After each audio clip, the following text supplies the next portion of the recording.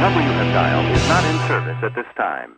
Čavnieks tev tirtiņas Dolfinīgas Latvijas YouTube idiots un dēļ. Par ko mēs šodien parunāsim?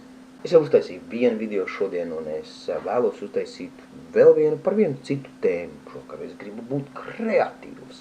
Krista Milberga Twitterī pacēla, es nezinu, kāds bija tas tweets, bet būtībā viņa pacēla to būtību, kad Lielbritānijā valdībā var balsot vai nu par, vai nu pret. Nav tādas iespējas, es atturos. Un es padomāju par to. Tas man iezvanīja, tas it kā ir tik vienkārši, bet tik sasodīti nozīmīga lieta. Jo ko nozīmē es atturos? Ko nozīmē vēlēšanas? Vēlēšanās cilvēki iedod savu akceptu grupai cilvēku pārstāvēt viņu intereses. Vai ne?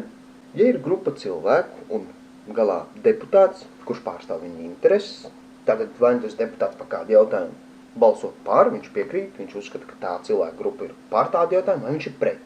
Kas ir es atturos? Pieņemsim cetas jautājumu sakrā.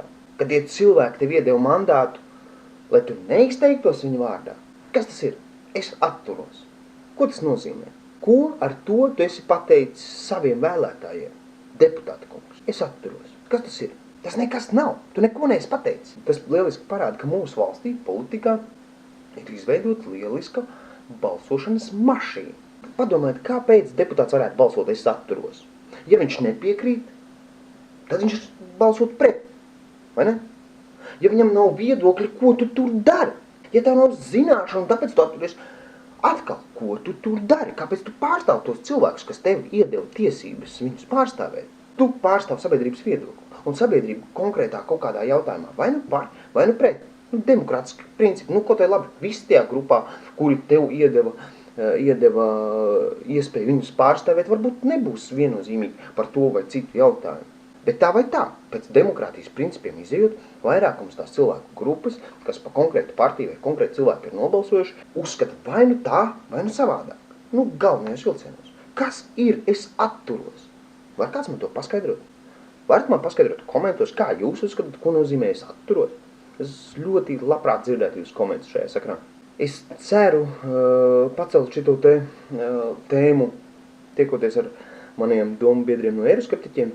Es ceru, ka viņi par šo padomās un es ceru, ka viņi varētu iekļaut to arī savā programmā, kā ideju, lai izņemtu tādu iespēju atturēties balsošanā. Jo tagad daudzi politiķi, ja viņi negrib sasmērēties pirms nākošajām vēlēšanām par kādiem kritiski svarīgiem jautājumiem, viņi bieži var atturēties, lai viņu sponsori nav dusmīgi uz viņam un lai tautas acīs viņi nav nodevēji. Un tad viņi atturās. Super, tas ir tas, kā es to redzu. Un tā ir balsošanas mašīna. Daudzi nobalso, es atturos, paliek mazākums, pēc būtības, bet iziet likums cauri. Kas ir? Es atturos. What the fuck? Man tas uzvēl, ka es palieku nervos par to domāju. Tā kā, jā, atstāj savus komentārus par šo jautājumu, kā tu domā, vai mūsu deputātiem vajadzētu būt iespējai atturēties par kādu jautājumu balsošanu, jo es tajā neredzu jēgu. Un paldies Kristei, kura pacēla šo it kā vienkāršo, bet ļoti, ļoti būtisko jautājumu. Paldies, ka skatījāties, paliekat forši. Čau!